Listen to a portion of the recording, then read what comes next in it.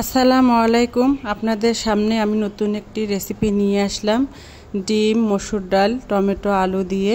তো এখানে আমি আলু কেটে নিয়েছি, মাঝারি সাইজের দুইটা আলু নিয়েছি, একটা টমেটো, মসুর ডাল, পেঁয়াজ, কাঁচামরিচ। তো এখন আমি রান্না করব।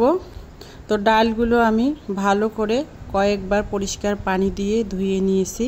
তো আমি কড়াইয়ের মধ্যে ডালগুলো দিয়ে দেব। ডাল দেওয়ার পরে এখানে দিয়ে দেব টমেটো কুচি, আলু। তো আলুগুলো দেখুন আমি কিভাবে কেটে নিয়েছি। আলু দেওয়ার পর দিয়ে দেব পেঁয়াজ কুচি।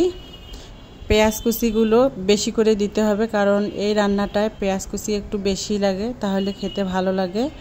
আর দিয়ে দেব দুইটা কাঁচামরিচ ফালি করে নিয়েছি।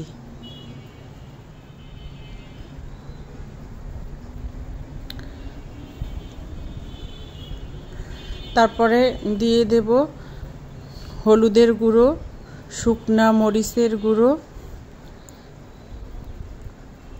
পরিমাণ মতো লবণ,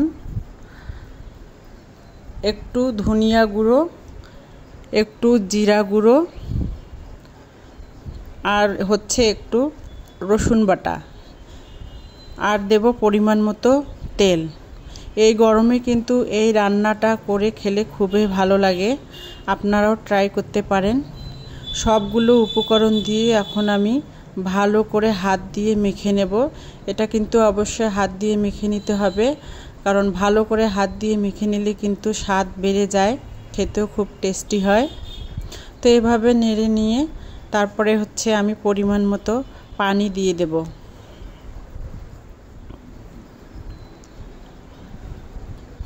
এই ডিম, আলু, ডালের রান্নাটা যদি থাকে গরম ভাতের সাথে কিন্তু খুব ভালোভাবে খাওয়া যায়, মাছ মাংসের দরকার হয় না, কারণ খেতে খুবই টেস্টি হয়। তো দেখুন আমি পরিমাণ মতো পানি দিয়ে দিলাম। পানি দিয়ে আমি এখন ঢাকনা দিয়ে বসিয়ে দেব। 5 থেকে 10 মিনিট আমি হালকা তাপে জাল করে নেব। তো দেখুন আমি 10 মিনিট জাল করে নিয়েছি। তো আস্তে আস্তে সিদ্ধ হয়ে আসতেছে। তো আমি একটু নেড়ে দিয়ে আবারও ঢাকনা দিয়ে রাখব আরও 6-7 মিনিট। তো দেখুন পানি কমিয়ে এসেছে, সিদ্ধ হয়ে আসতেছে। তো আমি আরও একটু ঢেকে দেব। এই পর্যায়ে আমার আলু কিন্তু সিদ্ধ হয়ে এসেছে। আমি আরও একটু ঢাকনা দিয়ে রাখবো যাতে ভালো করে সিদ্ধ হয়ে আসে। তো তারপর আমি এক চুলা থেকে আরেক চুলায় ওটা নামিয়ে নিলাম, কারণ আমি এখন ডিম ভেজে নেব। তো আমি একটা কড়াই বসিয়ে দিয়েছি, কড়াইয়ে একটা ডিম আমি ভেজে নেব ঝুরি ঝুরি করে। আমি একটা ডিম নিয়েছি, আপনারা চাইলে পরিমাণ বাড়িয়ে দিতে পারেন, 2-3টা দিতে পারেন। যত বেশি দিবেন ততই বেশি খেতে টেস্ট হবে। তো দেখুন ডিমটা আমি ঝুরি ঝুরি করে ভেজে নিচ্ছি।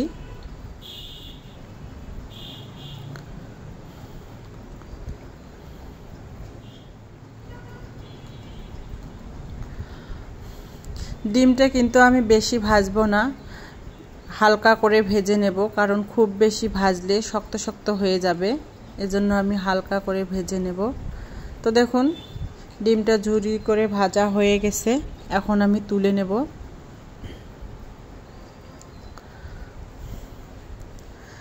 তো ডিম তোলা হয়ে গেলে আমি ওই কড়াইয়ের মধ্যে দিয়ে দেব আর একটু তেল, এবং তার মধ্যে দেব একটু জিরে, আর দেব একটা শুকমরিচ, আর দেব একটু রসুন কোয়া, দিয়ে আমি ভালোভাবে ভেজে নেব।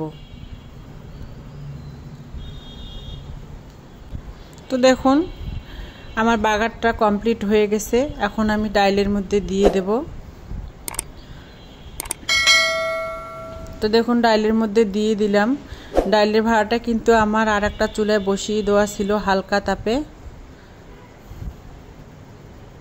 তো রান্না হয়ে গেছে।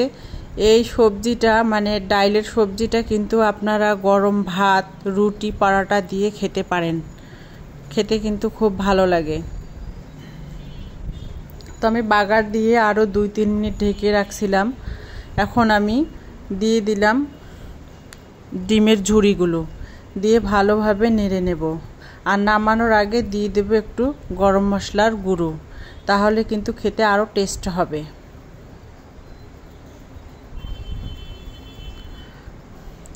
তো আমার রান্না যদি আপনাদের ভালো লেগে থাকে তাহলে আমার চ্যানেলটিকে সাবস্ক্রাইব করবেন আর বেল বাটন অন করে রাখবেন, যাতে আমি নতুন নতুন রান্না দিলে আপনারা দেখতে পারেন।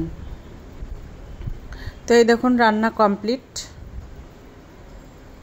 আপনারা আমার চ্যানেলটিকে সাবস্ক্রাইব করবেন প্লিজ, আর লাইক কমেন্ট করবেন।